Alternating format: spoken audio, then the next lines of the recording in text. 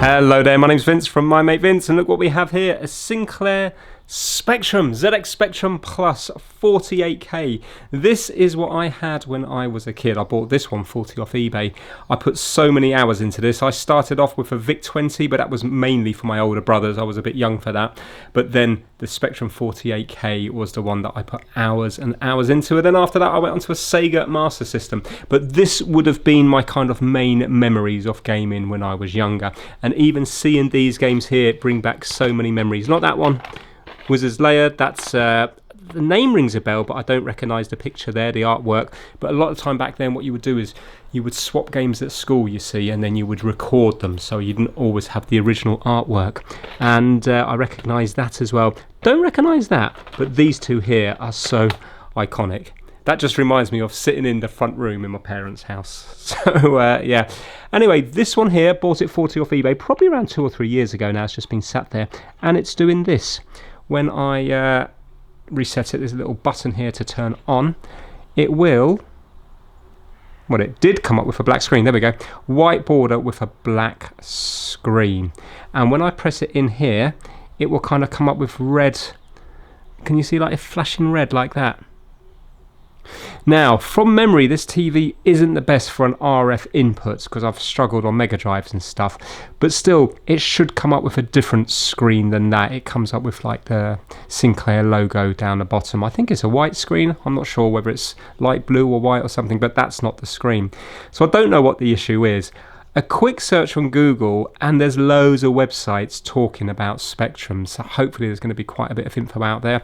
I've never opened up one of these before. When I was a kid I might have had a sneaky look on the inside, but I've never attempted to fix one. The reason I love this as well is so many games at a time, and it's been so long now and I haven't really heard other people talk about it that I'm starting to think, did I imagine it? But I didn't, because my friend had a Commodore 64 and he used to be so jealous because I could hack into so many games by just tapping the brake button or just mashing the keys like this will get you into games. Sometimes there was this adapter at the back so you could plug in a Kempston joystick and you'd wiggle the adapter at the back and then that would throw an error that would bring up the code off the game. Then on some simple games you'd look at the code, and this is like, you know, before, obviously long before the internet or anything, and I wouldn't have been able to get magazines about coding on the Spectrum and stuff. But then you got to learn that you could change colours, or sometimes on real basic games, like I had this kind of football game. One of the ones that you would get from the market store for like 90p, 99p or 50p, you know, just real basic games. And you could hack it, and instead of saying Man United scores, it would be like that's the local team that I would be playing for, or I would say like Vince scores and stuff like that. I really enjoyed it. I remember one game, and I'd love it if the comment section could remember what it is. It was something to do with firemen or fire engines or something. Now in my head I've got Fireman Sam because I've got kids and that's what's coming into my head, but it wasn't Fireman Sam, but it was some fireman game, and I basically did that to get into it, and it came up on the screen, hello hackers, before giving the code. And I love that. To see that back then without reading it in the magazine or anything was absolutely amazing. Anyway, let's reset it a couple more times. Let's bring it over to the mat and see if we can work out maybe what's wrong with it. Will there be a bit of water damage? Will we see some chip that doesn't look like the other chips? Will we have the correct voltages in here? Hopefully it should be a bit of fun. Let's get started. Look at that against the blue mat. It just looks so nice with that emblem down there as well. And the keys, even now, so they're kind of all concave, but even now it makes me want to do this like that. And I can't tell you how successful that was. Even I remember a game called Garfield, and what would happen is you do this and all of a sudden you'd get to a different level of the game, and then you'd be like, oh, well, what did I do there? So you would try to replicate it. So you'd be like holding down this and pressing every single key like this, and then maybe pressing every 2 keys like this, and you would go through. And then I remember having a pen and paper, and you'd work out what combinations of keys would get you to different levels of the game. I presume it was to do with when they were programming it, so they could skip ahead in the game maybe to play it from that level rather than start from the start. I don't know, but I just remember it being so exciting. Right, we've got a load of screws around here. Looks like that's the speaker there. So my friend with the Commodore 64 would always slate the Spectrum with the sound. I didn't really know any better, but looking back, obviously, the Commodore 64 did have a lot better sounds. There was always a competition between people that owned the Spectrum and the Commodore 64. But I think the Commodore 64 was a lot more expensive, and of course, it was better, but are they the same size? No, they're slightly different. Yeah, but then for me, things like, you know, being able to get into the code of the games so easily. But I do remember it was only on older games, not on the newer games. But yeah, I think that was just kids trying to stick up for what they've got, because in reality, I suppose the Commodore 64 was going to be a lot better with the graphic, the colours, and the sound.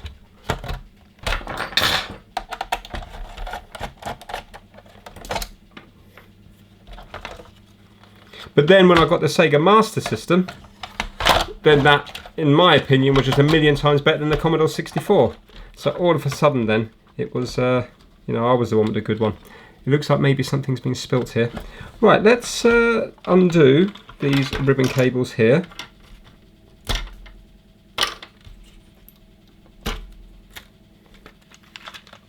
Okay, well, it's nice and easy to come apart. Wow. What? Looks a bit aftermarket. Ferranti. Well, annoyingly, I can't see any corrosion or anything. 20 milliwatts, 40 ohm speaker. So that's the speaker there. So it isn't just a little piezo buzzer then. It does look like it is an actual speaker, which is good. So the sound isn't that bad. All these caps are like, you know, coaxial ones where they come in at each end rather than two legs coming out of the one end. Well, I think what we'll do is, because I'm a little bit worried about the sort of corrosion here, and also it looks like there's something's been spilled down this way. I want to check the other side of the board. Oh, actually, we do have a little bit of corrosion just here on that transistor. Can you see here? Little bit of corrosion there, but I don't think that's going to affect anything.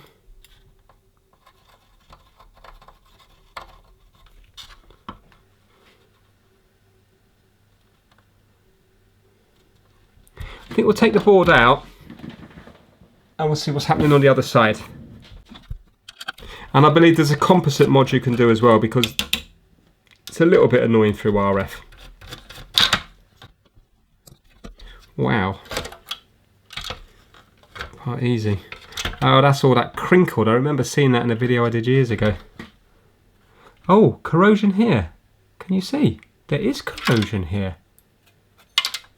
There's definitely corrosion on these wires. Maybe it's going to be a corrosion issue, in which case I should be able to fix it without even turning to Google. If the wires are corroded, they might have corroded through. So can you see here? So let's start at this one here.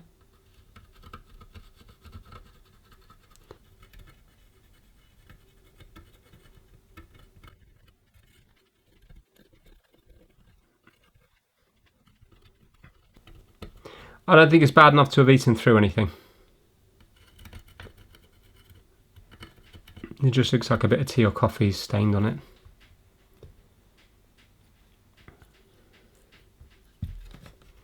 Oh, and up here's a bit corroded as well.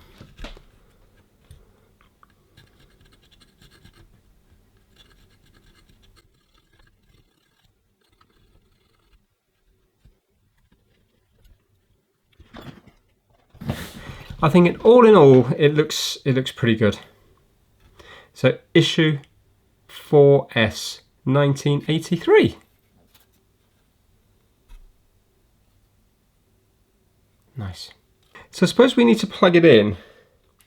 Is the board marked up with voltages? I'm thinking that's going to be a voltage regulator here. So let's see if we can get a Google diagram up or something to find out where the volts should be. Now, while I'm checking out Google, see if you can work out this little problem here. 8 minus 4 equals 61 is incorrect, you can only move 2 of the PCB little bits of paper to make it correct.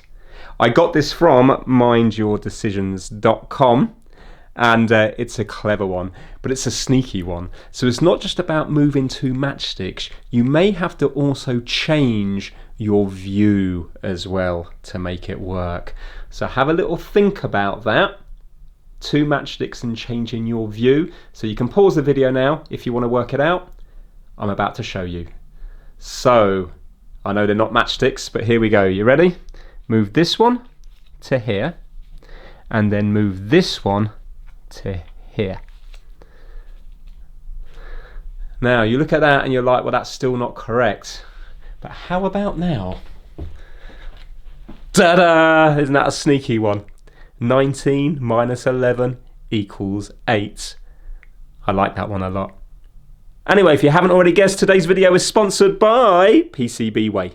PCBWay is your one-stop solution for all things PCB fabrication and assembly. From rapid prototyping to full-scale production, PCBWay delivers top quality products. So whether you're a seasoned engineer or a hobbyist just starting out, PCBWay's user-friendly interface makes ordering your own custom PCBs very easy. And PCBWay do a variety of different services, including but not limited to assembling your PCBs, CNC machining, 3D printing, sheet metal fabrication, and injection molding.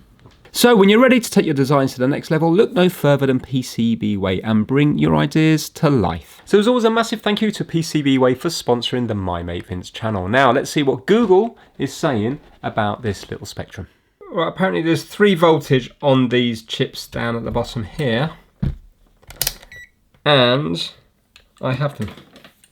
So if you look, if I go on this top right one, there's nothing there. If I go on the bottom right one, we've got our 5 volts. If I go on this one, bottom left, we're going to have our 12 volts. And if I go top left, we're going to have our minus 5 volts. So it looks like all the ones are there. So in fact, we can go here because this must be a ground. So bottom right, 5 volts, bottom left, 12 volts, top left, minus 5 volts. So I think the power supply side of things are okay. What I'm going to do is I'm going to get the FLIR cam to see if anything is heating up. Yes, there are a few heat spots. Interesting. Okay, so now that's one of them. Let's ignore that one. What we got next? Here.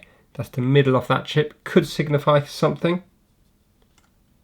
Middle of this one, that could signify something. Middle of this one, that could signify something. And that's about it. So I don't really think that's going to signify anything, because although it could mean that they're faulty, they are some of the main chips on here, and you would expect them to get warm. So I think that's probably normal. I was wondering whether some of these might get warm. Right, so it's one of those things where if you had a spare board, then you could get readings between the two, or even swap components out. I've got the voltages here, everything looks okay, so clearly there's going to be a problem with one of the chips. I don't think it's a corrosion problem, even though we do have a little bit down here. I don't think that's bad enough to actually eat its way through. You know, it seems to be just sat on the surface. So I think what I'm going to do, because I made the mistake ages ago when I was fixing my brother's, or my sister-in-law's, what was it now? I forget the name of it, Intellivision or something. Then what I did is I bought another one for, well, out of desperation. And it was successful. I did pinpoint the faulty chips.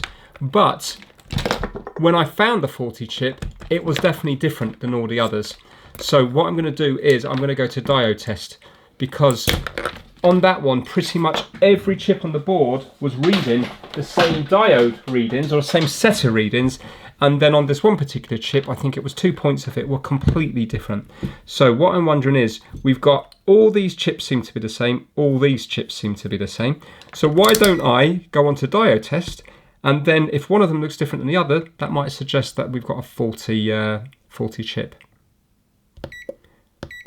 So diode test.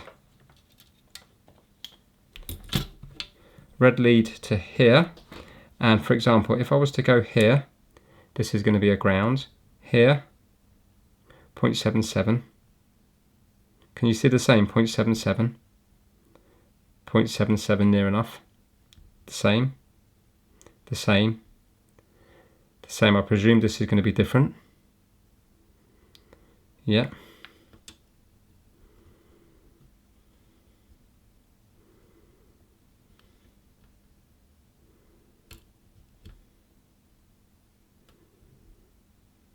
See, that's different there. 0.77. So basically, apart from the power side of things, everything on this chip is exactly the same.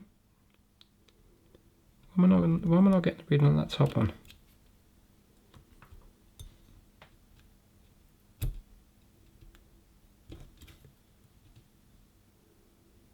Am I getting a reading here?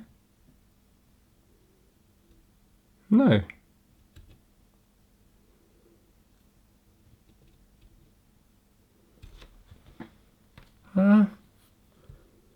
That's the -5 volt. Anyway, if I go here, can you see that this one is reading 0.6, while all the others are like 0.77. So I'm just going to go across now to see if this one's reading the same as well. 0.6 it is. 0.6. 0.6. 0.6. So I think we can safely say that there's nothing wrong with that 0.6. So I'm just going to whiz through and just to see, are they reading that 0.7? There you go, that's different. Can you see there? 1.1. Let's go into this one. 0.7. So I've found something that's different, 0.7.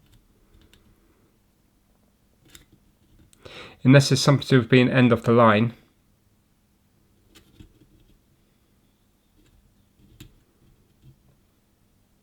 So there you go, this chip here is acting differently. Let's see if it's the same all the way down, because maybe it's something about end of line. No, 0.7, 0.66, 0.77. There you go, we found something. So what I'm going to do is, let's see, I mean it might be absolutely nothing. This is where if you had another board you would compare. See, that's 1.1 there as well, so that's different. So here and here we have different readings. But yet if we go onto this one here next to it, you see it's the 0.77 and this one, 0.77. So let's go, what's that, the third one down there, second one down there. Let's go onto the opposite side and see where that might go to. Now it doesn't make sense to me, and I can't shine this through to see where the traces go because we have a massive ground, big slab in the middle here. I presume that's ground. If you have a look, third down from here is giving us a weird reading. You can just see right inside here, have a look deep inside here, can you see there's a little trace going up? But I don't know where the trace is going to. So I can't see where this trace goes to, and on the other side of the board it doesn't go anywhere. The other one, which is given the funny reading, the other pin, does actually go to a bank of resistors that then go to another bank of chips. But this one with the trace that is disappearing isn't going anywhere, so it's going somewhere on this side of the board. I can't see it coming up the top or bottom of the chip. So I'm going to take the chip out to see where it's going, and also I'm going to take out the chip next to it because we know the readings are different between the chips.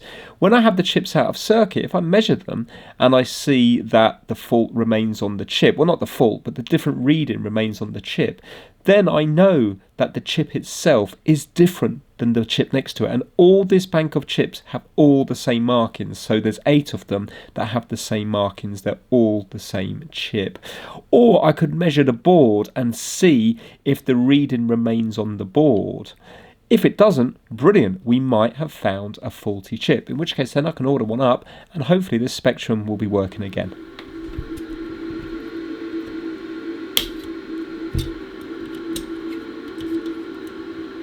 There we go.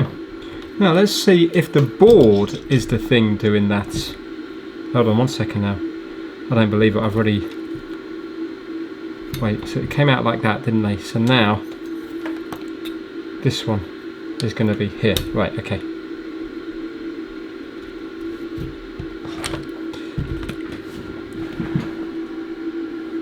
turn this off. So I bet it's the board itself. Yeah, I can see a wire goes from there to there. Okay, so there's no point in even swapping the chips over. It's not the chips. It's just that part of the, you know, that part of the board is different. So that there is just a big waste of time, and that's the importance of having another one to compare readings to. Do you know what? I do have a logic probe. I wonder, let me try to work out what starts getting livened up first, and maybe I'll be able to follow the signal with a logic probe. So let's pop these back in. I don't really care which ones. I'm sure they're both fine. I won't bother swapping them over.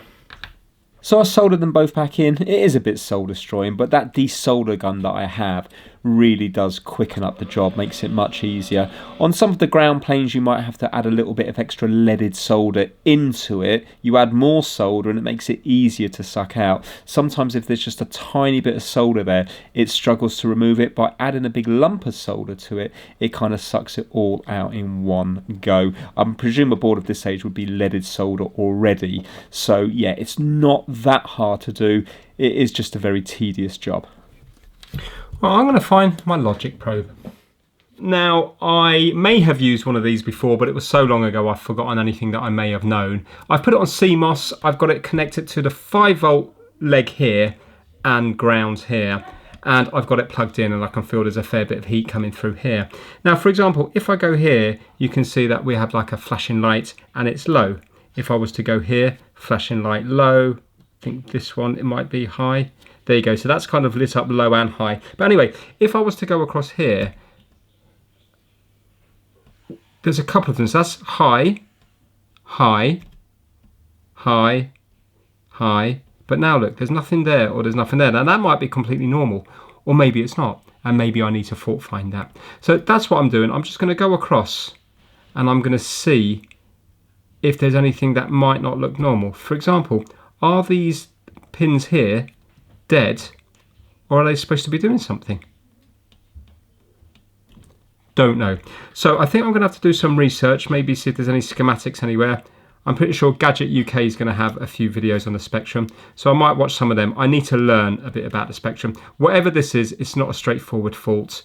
Maybe this ULA Ferranti one just needs to be lifted out and a new one put in. It could be as simple as that. I don't think anybody's messed around here, and that's the only thing you can easily change. Everything else on here looks immaculate. So yeah, hopefully maybe this will be the tool that enables me to fix this. Giggle Research Loader. Okay, I've been reading up on some articles online. There's so much information on this Spectrum out there, but I haven't actually watched any YouTube videos yet. But you can apparently buy things that you plug into this thing that I used to plug in the joystick into, and it will tell you what RAM chips are wrong.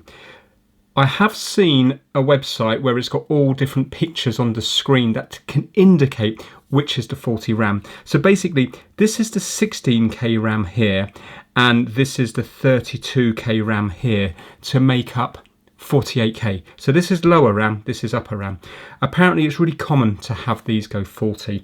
Now, I've definitely got the correct voltages. Lots of things out there are showing you what happens if you haven't got the correct voltage. So for example, you need 3 voltages on these to work, minus 5 volts, 5 volts and 12 volts, but we have that. If you don't, it could be a problem with this voltage regulator. If you don't, it could be a problem with this coil. If you don't, it could be a problem with these 2 transistors. And even after all that, it's advisable to change out the capacitors anyway, because the signal might not be clean. But what I did is I just plugged in this, but again, I'm not confident with my scope work, but if I just quickly plug it in to show you, I know I've said it, but I am going to be getting a decent scope. I think I'm still going to go for a handheld one to make it easy to film. But look, if I go onto the 12 volt here, can you see it looks nice and straight? It doesn't seem to be all over the place. If I go onto here, I mean, there's noise on this scope anyway, but that looks nice and straight. And if I go onto the 5 volt one here, I think that looks nice and straight. So what I'm going to do is, the RF on my TV is pretty awful already, and it's really easy to mod this to Composite. Now, I'm not going to mod it to composite. I'm just going to do it for the purpose of the video. So what I've done is, there's a way that you can cut. Apparently, this is the 5-volt connection. This is the composite going in. So if you cut this lead here, this will give you, you can bypass the RF. So if I can then plug it into the TV, maybe it will, I'll be able to see, is it red colours or blue colours? It will give me more info, which will be good. So I've got an old phono connector here, because remember, the Spectrum has a speaker here for the sound. So basically, I'm just going to do a quick little bodge just to get composite out. So that's the middle one there, and this is going to be the ground. So what I'm thinking is, apparently you can use a 100 microfarad capacitor. So I am going to, I think I'm going to actually unsolder this lead so I can put it back to how it was, because I think I probably will be leaving it as RF just to keep it nice and original. Let's unsolder this one here. You can see the one with the shield on it here, the kind of plastic thing. This is 5 volts going straight into it. This one here is the one that I'm going to be working with. So let's just pull that wire out. And then I can put it back. Yeah. So now it's going to be completely reversible. So now I'm going to get a 100 microfarad capacitor. Apparently you can do it with a transistor as well. 100 microfarad. I'll just use this one here, 25 volt. 100 microfarad. And we're going to be putting the positive. This is all just bodgy, you know. Let's put the positive in here. Just try to get it through that little hole.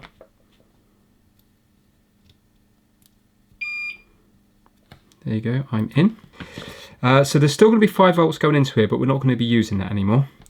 And now I'm going to just wire up this onto here.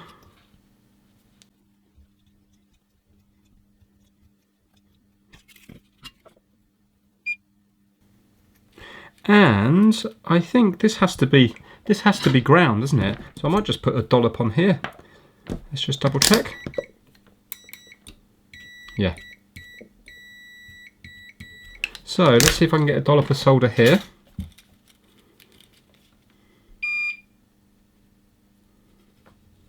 Not sure if it's going to stick to that.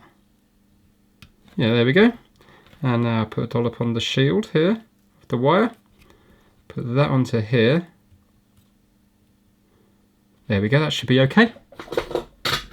And we won't worry about that there. So now let's go over to the TV, plug it in again, see what colours we have. I won't be able to speak because it's 2 o'clock in the morning, so I'm just going to just show you what we have. So I'm going to put it on AV. And now plug it in. Okay. How stable is that picture?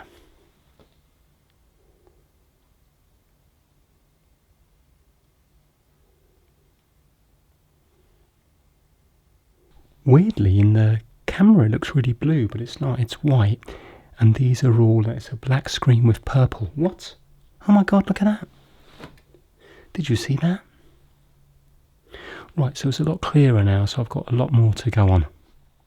So I've been reading up quite a bit about the Spectrum, and it can be a multitude of different things, but loads of things are saying it points towards these lower RAM chips down here. Now I looked them up, they're dynamic random access memory, and basically this is the pin out here, -5 volts, 12 volts, 5 volts, and ground up here. And we have data input, data output, but weirdly on mine, sorry, I presume all Spectrums, those ones seem to be joined together, because remember there was a trace feeding them. So I'm not sure why input and output is connected through to each other. And then we have the address lines down here. Basically, you have the lower RAM down here, the upper RAM here, TTL circuit. So at least I know I'm going to be putting this on TTL and not CMOS. And basically, it's used to hold the data and instructions that the processor is actively using. It is volatile memory, meaning the data is lost when the power is turned off. And the reason I've written this down here, Retrolium, is because I've bought 10 of them. I want to have some as spares. Hopefully there's only 1 or 2 that are faulty. But yeah, I've bought 10, and I've also bought a couple of upper RAM chips as well, because I hate not having the tools to be able to fix something there and then. So hopefully I might look at Spectrums again in the future, in which case then I've got spare RAM chips. What's nice is, what some people do is they piggyback. So depending on how these have gone faulty, if they've just gone open, then they can piggyback the new RAM just on top to do the testing. So you can start here and move along like this. But there is a website that shows you what happens when different RAMs fail. Also, there's a nice diagnostic thing that I would be tempted to get that you plug in here, and then it tells you, it does basic tests on it and tells you which RAM is faulty. So yeah, now chances are there's going to be more than one RAM that's faulty. It happens, I think, when you maybe push this in at an angle or something like that, that it will then short, because I think we have 12 volts or 5 volts or something up here that might short to one of the address ones. Weirdly, that was sometimes how I used to hack into a game, by wiggling the back here, but maybe I was just messing with the address lines rather than, because otherwise my Spectrum kept on working. You know, we ended up giving it away, I think it was, when I got the Sega Master System.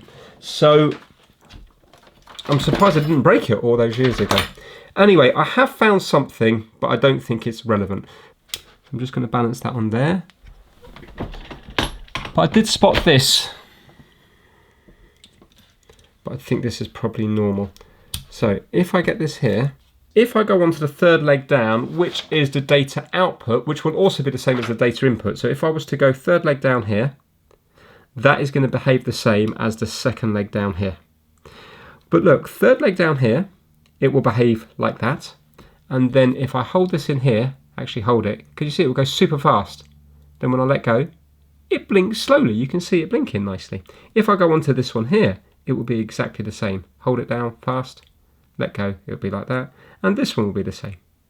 And all the others will be the same apart from this one and this one. So watch this. If I go on to here, can you see it's just fast all the time? And if I hold it down, it goes off. It's different than the others. And if I go on to the second one here, it behaves the same way. Hold it down, it's different. So look, I'm holding this down now. Can you see fast, fast, fast, fast, nothing. Fast, nothing. So it makes me think, and that's the same if I was to go on here because they're joined together. So there's nothing there. Fast, fast. Go on to this one. Nothing. So I would like to test those ones. So when my RAM arrives, I'm going to be testing piggybacking this one and this one. I think we got 240 ones, but I don't actually know. I have traced it, and they go up to this one here, I think it is. So you can see that's super fast there. That works its way over to here. And then it goes up to one of these. I can't remember which one it was, but it goes to one of the upper RAMs. Yeah, that one there.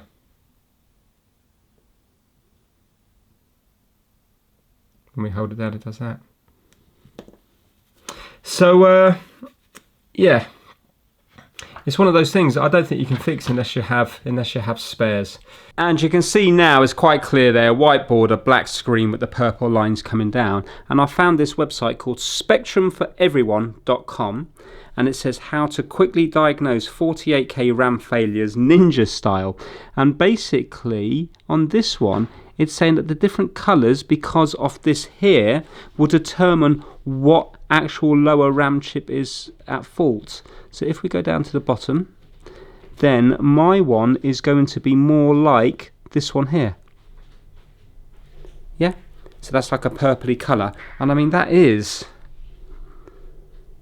very similar there. So according to this one, it's IC6 failure, and IC6 is this little one here.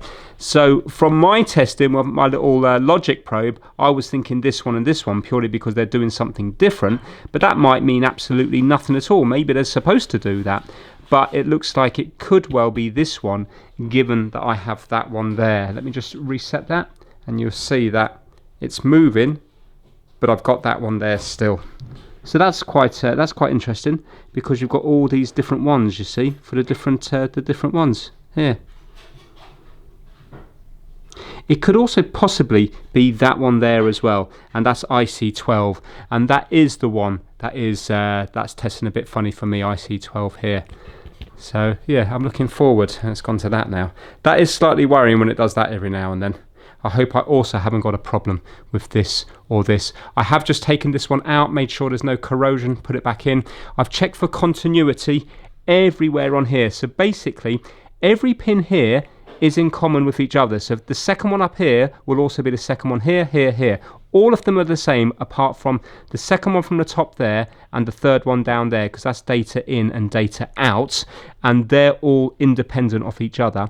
And all of these ones are connected to each other on each chip, and they go up to these resistors. They go through the resistors and then they go through these resistors, and then from this side here they go to each of these upper RAM chips. So the data in and data out are all connected to these RAM chips here. And if you're wondering if there's not enough resistors here, it's because there's two more down here. That's just the way they've wired it up on the board. So every single one of these would be connected to these resistors here. So the top resistor will be this resistor, second resistor, that resistor, and then these are all connected. These are all in common this side, but this side here are all, because this is where the voltage is coming from, this side here is all going to the different pins on here. So yeah, well, I'm going to pick up the video in a few days when I have some spares. 4 or 5 sleeps later. Okay, it's a few days later now. 4 or 5, I think, and my chips have arrived. I haven't opened them out yet, so let's see if the piggybacking technique shows anything. So first of all, I just want to see, so we're still doing that there. So according to that website, purple looks like it's this first one here, IC6. So let's piggyback IC6 on top and see what's happening. So these are all going to be the lower RAM, and I've got 2 upper RAMs as well. So let me just double check that the numbers are the same. TMS4116, TMS4116. So we're going to have that up the top. Harder to see on these ones, hold on a minute. We haven't actually got a notch to show which way the chip is. So I think I can only go by the writing on it, because on these ones I can't see the little notch on top. We have a circle here and a circle here, but there's no actual notch. So how do I know which is pin 1? Do I just have to go by the writing? In fact, these two here, you have got a dot. So on all these ones I haven't, and on these two I have got a little dot. Hopefully you can see on these two, there's a little dot in the top corner. So the dot denotes where pin 1 is. So yeah, okay, on the others I'm just going to have to go with where the writing is. Okay, so that's piggybacked on top. Let's see if it's made any difference. It's just on top of that one there. No, so that's made no difference there. Okay, let's move that one to the second one, because I'm thinking the second one and this second one's here are the iffy ones. Let's see if that's made any difference. Nope. Let's go to this one.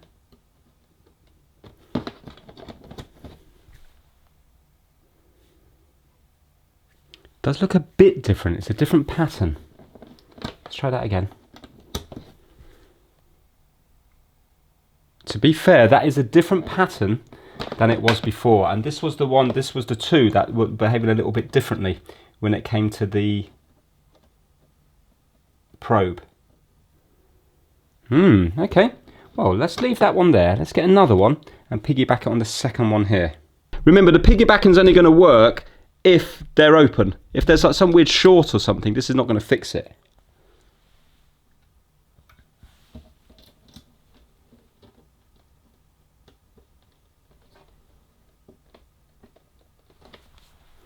Right, so I've piggybacked that one on there.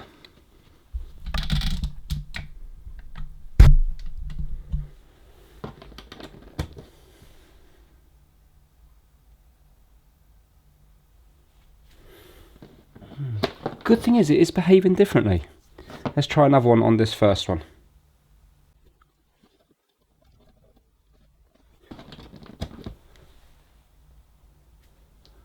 Oh, Yes. Okay. That's good. That's quite a lot different, isn't it? I hope I'm not going to blow any of these new ones. That is quite a lot different.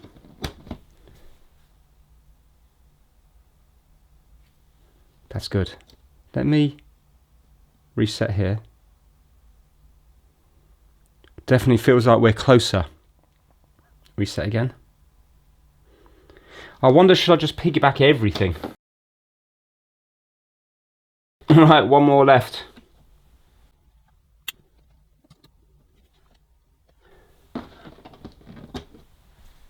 Come on. Nah. I've got them all changed now. So, is it because they're piggybacking and the underlying RAM chips are putting some weird fault on? I think what I'm going to do is, I'm going to see if I've got enough sockets to socket them. I can't believe that 1, 2, 3, 4, 5, 6, 7, 8. I can't believe all 8 of them have gone faulty. Okay, so I've got my dip sockets here. These are the ones I need, which are 16 pin, 10 pieces of them. So I've got 8 of them out here, and you can see what happens. The chip then can just slide in and out nicely, the same way that they've done the ULA chip here. Yeah, so it means you can just force something underneath the chip and just ease it out. So I'm going to unsolder all of these, which is going to take quite some time, and then I'm going to pop these in, and then I'm going to put all new ones in, and we'll see if it's working. If it's working, we can start taking them out one by one and swapping them out, and then hopefully, if it fixes them when I change all of them, it means then we can prove which ones are working and which ones are not. So as you can imagine, this is going to take quite some time. There's 8 of these chips and there's 16 pins on each chip to unsolder. Not very nice. Anyway, while I'm doing this, let's shout out the My Mate Vince Massive. They are the top level Patreons, and the members this month are Keemon Services, Kip Hakes on YouTube, Max Rokotansky, Chris Seal, Felipe at MrKeebs.com, DJVG, Pigsy, Anthony Dean, Russ Melanson, Shigate, Ricard Berglands, Shamsa Al Sawadi, Stuart Park, Stephen from the Broken Past on YouTube, Lee Benz, Operational 117, and AJ Computer Services UK. So as always, a massive thanks to each and every one of you. That was absolutely horrendous. 128 holes to be unsoldered. That really was painful. My love for the Spectrum is quickly faded. I hope now it is just going to work. If it doesn't work, I'll be really, really upset. Really upset. Anyway, I'm going to pop in all new ones, and we'll see what's going down. Hope this works now. Right, here goes. I haven't turned it on yet. I'd be so happy if it works. I just don't think it's going to. Right. You ready? So let's make sure that's not shorting. No, that's good. Here we go. Here we go. Come on, come on, come on. Yes! Yes, yes, yes! Oh! I just feel relieved more than joy, actually. Oh, yes! I didn't think that was going to work. Oh, hallelujah. Amazing. So actually, it's quite, this one is actually quite a good board, because looking online, some people have awful boards. You know, there's loads of things wrong. So clearly, one or more of these lower RAM chips have gone. DRAM. Now, oh, that's so beautiful. Let me reset it, make sure it's not a fluke. Oh, that's brilliant.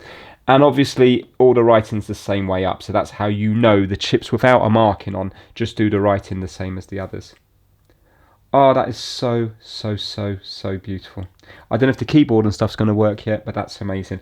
Right, what we now need to do, obviously, if you were just going to have this for yourself, you would probably just leave these in, because it's probably better to have them than, you know, new ones than old ones. But it would be nice to prove which ones have actually gone faulty. So I'm going to unplug it, and I'm going to start changing them one by one.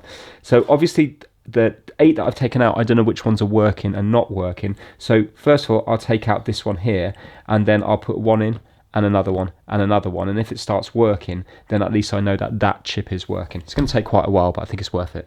Let's start with IC6, and this was the one that the screen suggested was faulty. I wonder, I hope I'm not tempting fate, I wonder what would happen if I plug it in now. Would it come up with the same picture? Let's do, yeah, interesting. Okay, so we know this is the working one. Let's put this one up here. So now let's put this one in here. These are just completely random. I've just picked them up. I don't know where they were originally.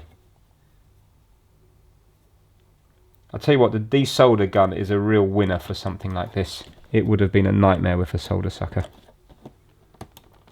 Just got to be careful because I need all these to actually be lined up, otherwise they're going to bend.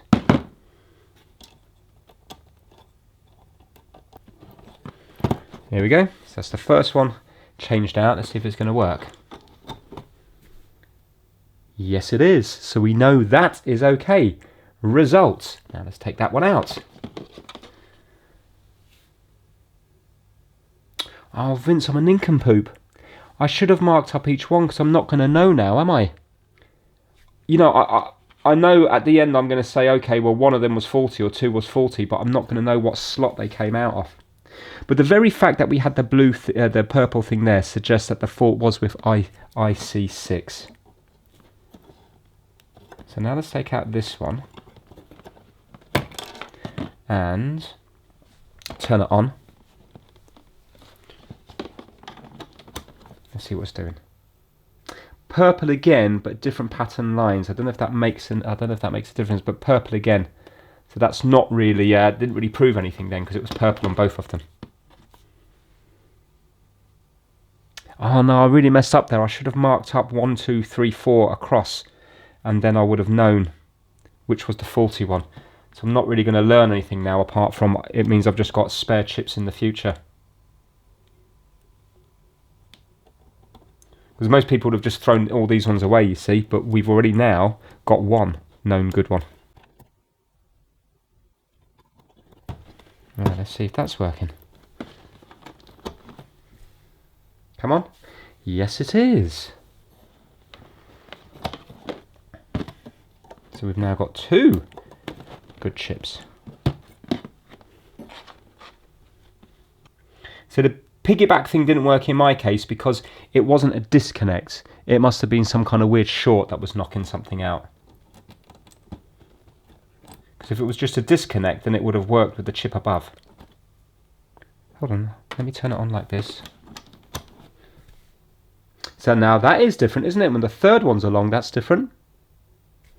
Reset that.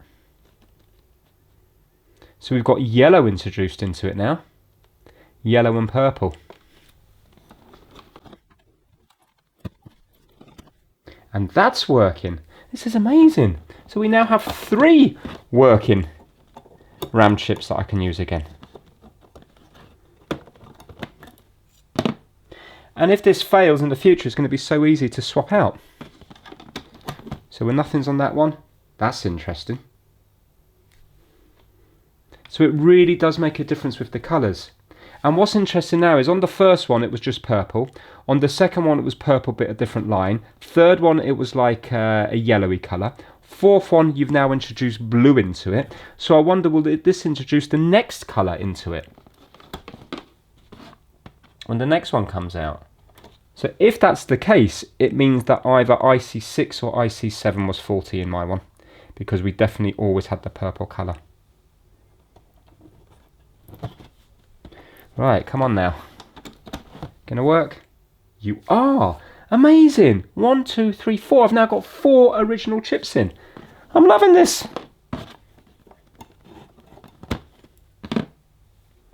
Right, what's going to happen now when you plug it in? Now we've got red in the mix, but all the other colours have gone. We got red. So maybe, if you have a red problem like this, you need to replace IC10. I wonder does that correspond with the website I was on earlier. This is brilliant.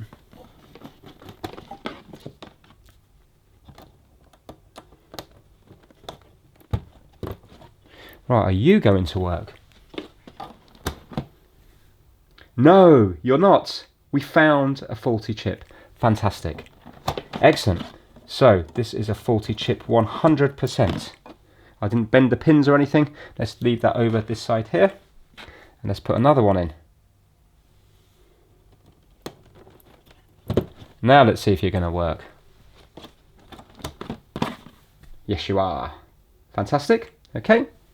Well, that's good. We've definitely then found one fault.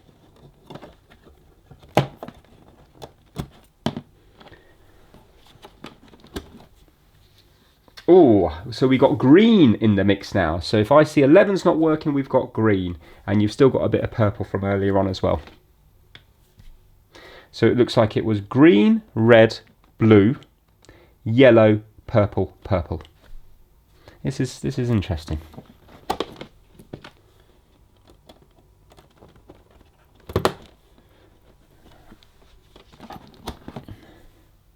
No, so this chip is faulty as well. Okay, so that chip is faulty as well.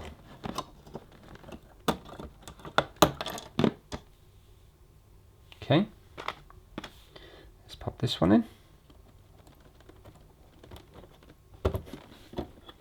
And plug in. And it's going to work.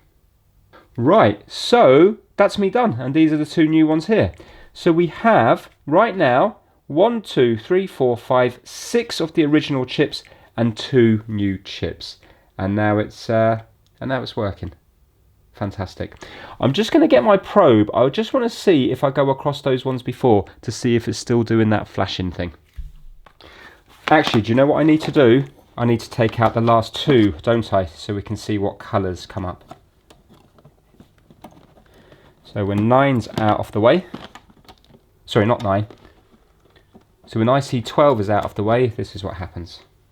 Ah, we got that again. Now I definitely had that before. I wonder, is it going to be IC12 and IC7, which is what the probe suggested it was. Right, so we're now going to put this back in.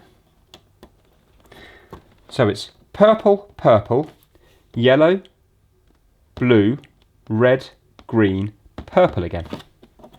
Let's see what happens on this last one.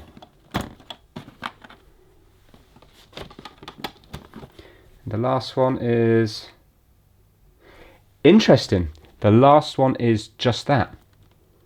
So IC13 is that. Okay. Pop that one back in.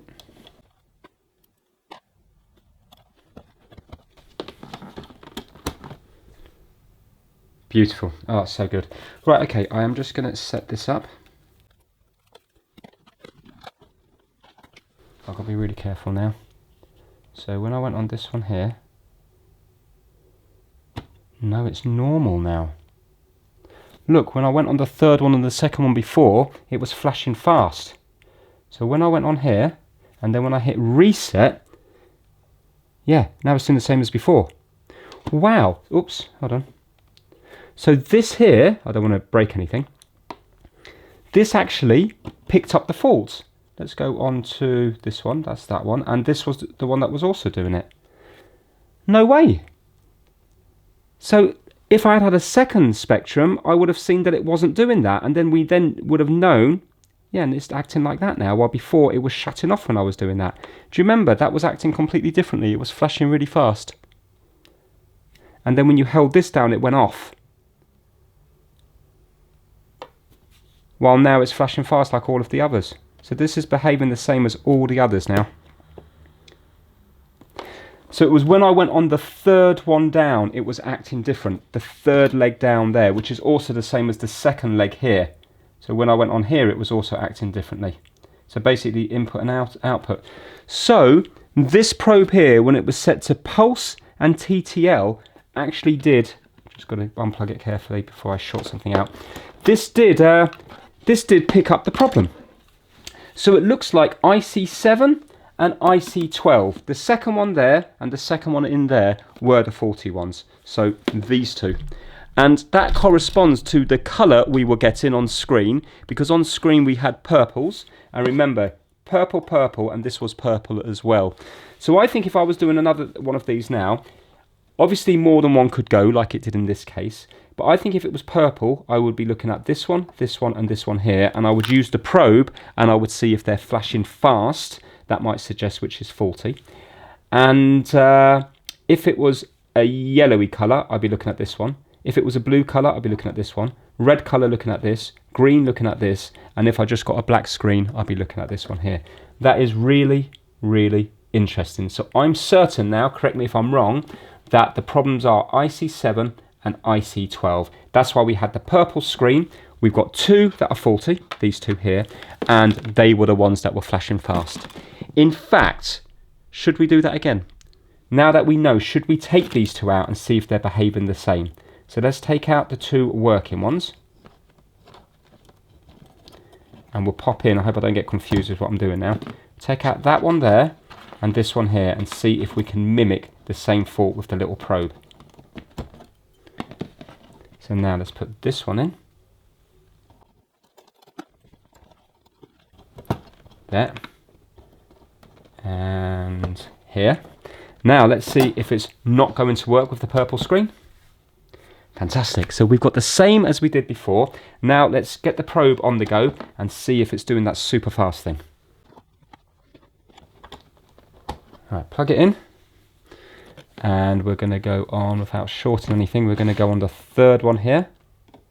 Can you see how quick it's going? Yeah, look how quick it's going. And when we reset it, it will stop. Like that. Yeah, while it should be flashing fast. Look at that. And let's go to this one here. You can see how it's acting differently. We've proved the fault. I'm sure we have. And now let's go over to here, the other faulty one. And again, it's flashing really, really fast. Hold it down and it will go off. While with all the others, when I hold it down, it doesn't go off, it flashes fast. So that's a working one. There we have it. Brilliant. Feel like, easy, easy, easy. There we go. I feel like I've learnt something there. Right, let's take that one out, put the other one in, make sure it's still working, and then we are going to, so these two are going to be thrown away. I wonder if there's any way you can fix them, like with a resistor trick or something. You know, like the Mega Drive games, you can put the resistor on and it pulls it from high to low. I wonder, is it just one pin or something that's gone on here? I'll tell you what we'll do. Let's take it a little bit further. Let's bring these over to the map and we'll see which one is ground, and we'll get a diode reading on each of them, and then we'll get a diode reading, see if the same thing's failed on both, and we'll get a diode reading against a known working one, and then we'll go with that. Oh God, I'm enjoying this more than you would know. Right. So relieved it worked out. I didn't have the energy to change out any more chips or anything like that. So let's put these two are the faulty ones. This is ground here, VSS is this one here. So I'm just going to go across from here to here, and I want to see what it's reading. Nothing, that's weird. What the hell? It's not reading anything. So unfortunately I can't see anything on diode tests. It's giving me no readings at all on the faulty chips and also the working chip as well. It's like there's no conductivity between ground and any of the pins, unless of course it needs to be powered before it starts conducting. So I've got no way of testing this to my knowledge, so I will be just throwing these two chips away. So basically that is it. This Spectrum looks like it's now fixed. I do have to make sure that the keyboard's all working fine, because another weak spot of these Spectrums apparently is the membrane on the keyboard can fail as well. Spoiler alert, on this one it's all working fine. I mean, this Spectrum really does look very immaculate. So next time you see this now, it's going to be fully back together, it's going to be a little bit cleaner, and I'm going to find out a little bit of code to write on it so I can finish up the video. I can't show you any games working because I haven't got the actual tape player on this to load the games, but it will still be nice to see a little bit of code running on the Spectrum after all these years. Okay, I've just been messing with some programming here. I'm using the AI one, but they have taken it from a video, of course, and it's by Interghost on YouTube. So thank you, Interghost. And it is a little hello, well, a little hello thing, but I've added a little bit more to it. And it's lovely because you can mess around with it, because it says here, like when you do ink, paper and ink, it sets the background colour to blue, sets the text colour to black. So depending on what numbers you use here will be different colours. For example, 1 blue, 2 red, magenta, green, cyan, yellow, white, etc. Well, I say etc, I think that's about it. But it's really nice. So then when you write the 3 lines of code, you can then go into edit. And for example, if I was to go up here, so let me go, hold on, edit. Right, paper 3, ink 1. So let's change that. Let's go to paper. Let's do something that might actually look nice. Let's do paper yellow. So we're going to go to delete, change that to yellow, and then we're going to go over to ink 1. So ink's in blue, I believe. Why don't we have it in, what would go with yellow nicely? Would red look good? Should we try blue? Blue will stand out. Well, I'm on blue at the moment. Let me try black. Let me see if 0 is black. So then you go to enter, and then you go to run. And what's nice is, if you want to print something, you don't go to print, it won't recognise it. You have to hit the print key. Half the challenge here is learning what extend mode, shift, symbol lock and all this is, because each key will do various different things. So for example, this key here will do all of these things. So it will do 1, 2, 3, 4 things, 5 things, including the T. So you need to learn the combination. It's all this is slowly coming back to me, and it's fun. So now if I go to run, I just have to press R for run, and it comes up there. If I was to type in run, I believe it wouldn't work. So there we go. And now we can change where it is on the screen. So if we go to edit, I quite like that blue against that. But why don't we change the border color? So edit. Now, border 7. So border is white. What should we change the border to? Let's change the border to, what would look nice with that? Should we do a blue? Let's do blue. And now if we were to go to run, you can now see that we've got a blue border here. And let me just go to edit. Let's just change this. I don't know how to make it so it's not going from line to line. Obviously there is a way you would be able to do text with that. But let me just change, let's bring that more down a little bit. So edit, edit down. So now let's go to 5. So that must be where it's 5. Let me change that to 1. And let's change 1 to 10. And let's see what happens. I keep hitting delete up here out of habit of a Windows computer. So enter, run. Oh, so that's moved it across to the middle there. So we want that over to here as well, but we want it down more. So it must be the first one. So edit, and let's change that now to, let's change this one to 10, and let's change this one to 1. Actually, let's change this one to 20 so it's more down the page. Now, run. Oh, too far down. Okay, oh, scroll. It gives me the option to scroll. So down. Oh, there we go. That was nice. You had to scroll down. So let me just change that. So you can see how it's fun. You know, back in the day, this would have been fun. So I'm going to go to 12. Delete there. And now run. Well, there we have it. I enjoyed that more than you would know. If the chips had not worked, I don't know what I would have taken any further, but luckily they did. And this is just lovely here. You know, I kind of feel a little bit hard done by because I just wish that I had the internet when I was a kid, because I feel that I might have actually done something more with trying to learn programming, and then I might have been able to follow a different career path, you know, because I think there was a lot of opportunity all those years ago to really make something of yourself. While now, if you wanted to get into programming, well, there's no point now, is there, with the AI and stuff like that? I believe that's what I've been reading and watching anyway. So, but back here, wouldn't it have been great to just make a real basic game, and then maybe you could sell it at a little computer fair somewhere, and then from that you might be able to then spend more time on the next game and the next game. It would have been something pretty impressive. So I am gonna leave it there. I thoroughly enjoyed that one there. I really enjoyed the messing around with these once they were socketed. That was the favourite part of the video, taking each one out to see the different colours, to see what they would do. And I believe using the logic probe, I think I proved it was on these two here, unless I'm completely wrong. But in my mind, I feel like I proved it onto the two chips with the logic probe. So between that and the colours, it kind of lets you know which ones are faulty, unless this is just pure luck and it's got nothing to do with that. But I think between the website that I looked at earlier and the logic probe, I think it all points to the two chips being faulty. You know, second one in and second one in from this side here. Absolutely loved it. If you enjoyed it, give it a thumbs up, and I will see you hopefully very soon on another video. Thanks for watching.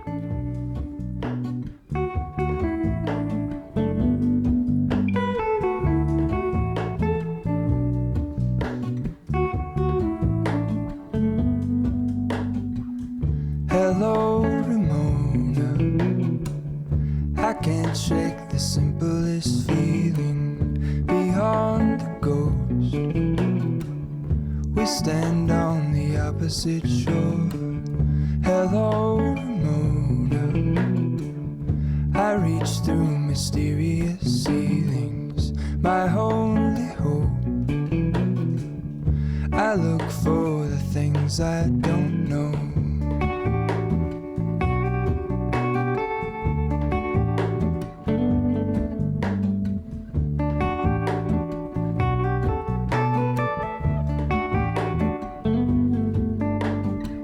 For all in this, I stand alone. Show me where the ending goes. Honest, honestly don't. I should be the last to